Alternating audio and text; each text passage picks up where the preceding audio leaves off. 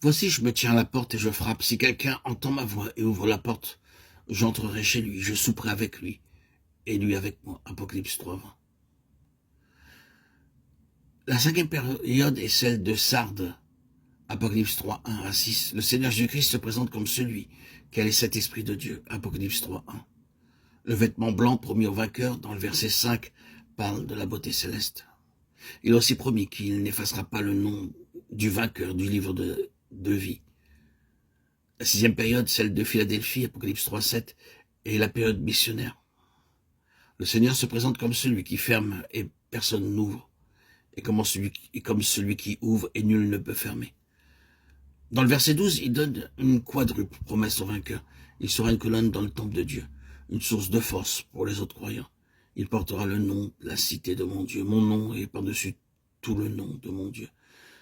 Dans Apocalypse 3:14, nous avons la septième période, ou la période de la Odyssée.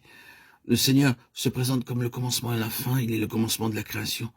Dans le verset 15, il dénonce l'état de l'Église à ses yeux, tiède, indifférente, sans fin pour la parole de Dieu, mais seulement formaliste, désirant la respectabilité, posséder beaucoup de livres, des édifices, de l'argent.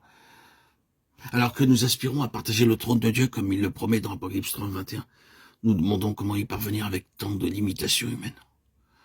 Nous partageons ce trône, non pas à cause de ce que nous sommes, mais à cause de l'alliance de Dieu, selon sa promesse. Je ne violerai point mon alliance, psaume 89:35. L'arc-en-ciel est le signe de la fidélité de Dieu. Et nous devons croire et proclamer sa promesse. Je ne violerai point mon alliance et je ne changerai pas ce qui est sorti de mes lèvres. Psaume 89:35. Il y a cette couleur dans l'arc-en-ciel répondant à cette alliance. La première, Dieu fit alliance avec Adam, Genèse 3:15. Puis Dieu fit alliance avec Noé, Genèse 9:9-11. Puis enfin, Dieu contracta la troisième alliance avec Abraham, une alliance éternelle, Genèse 17:19.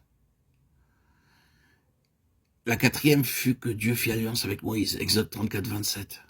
La cinquième alliance, où Dieu fit avec David, de Samuel 7:12-13. Dieu fit alliance ensuite avec le Seigneur Jésus-Christ, psaume 2:7-8. Et la septième fut que Dieu fit alliance avec le croyant, Hébreux 10:12-17. Apocalypse 21:7 promet que le vainqueur héritera toutes ces choses.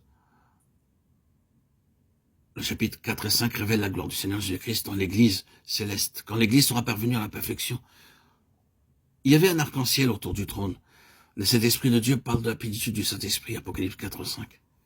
Les quatre êtres parlent de quatre grandes vertus du Seigneur Jésus-Christ que nous partageons lorsque nous venons sous son gouvernement. Le lion est le plus fort des animaux. Proverbe 30:29-30. Il peut traverser une rivière même si le courant est fort. Le bœuf s'utilise pour labourer. Un bœuf faible est joint à un bœuf plus robuste qui supporte la plus lourde charge. Matthieu 11:28-30. Le Seigneur Jésus-Christ devint un homme comme nous, Hébreux 2:17. Il permit d'être tenté comme nous. Il compatit à nos faiblesses. Aussi pouvons-nous nous rapprocher hardiment du trône de la grâce.